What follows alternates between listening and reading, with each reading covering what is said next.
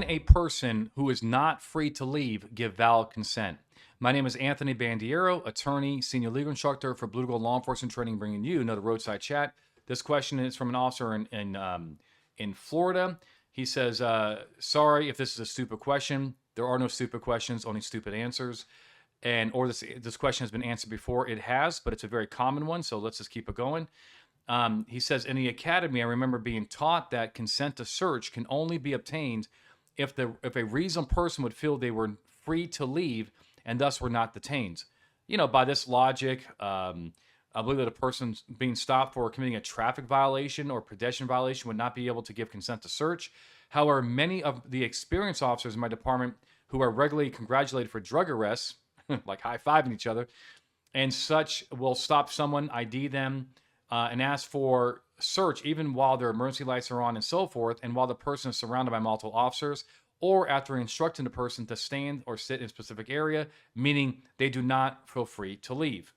In this case, are we okay? So the answer is probably, right? The answer is that people can absolutely give consent to search even though they are not free to leave.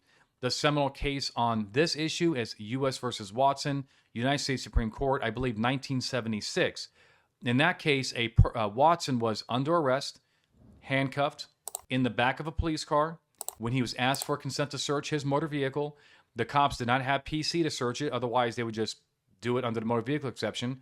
And consequently, they found evidence against him in his motor vehicle. The U.S. Supreme Court said consent is based on the totality of the circumstances. Here, clearly, Watson was not free to leave. He was the opposite of free to leave. He was formally arrested. And you got to look at things like, are you surrounding the person? Are you being aggressive? Are you threatening them? Are you telling them they have a right to refuse? It's not required in the Fourth Amendment, but many states do talk about that factor being relevant. There are cases where, where the fact that the person was not free to leave was considered to be part of the overall coercive atmosphere, but no court, unless you have states like New Jersey and Colorado and Washington, and when it comes to homes, no state, generally speaking, has said that you cannot ask a person for their consent as a matter of law. They have always said that these are totality of circumstances tests, and let's look at the facts. What did the cop do well? What did the cop do not so well? What kind of coercive factors were in play? And we go from there. So the answer is yes, you can ask for consent to search without them being free to leave. I will tell you that, I don't know why we would ask for consent to search if all we have is some unparticularized hunch or, sixth sense. I mean, I would like you guys to articulate reasonable suspicion if you have it. At the same time, though, if you really feel that there's something going on with this person and you can't put your finger on it and you're unable to articulate because you might be a little new, or again, it's eluding you, fine. You can ask for consent to search and you go from there.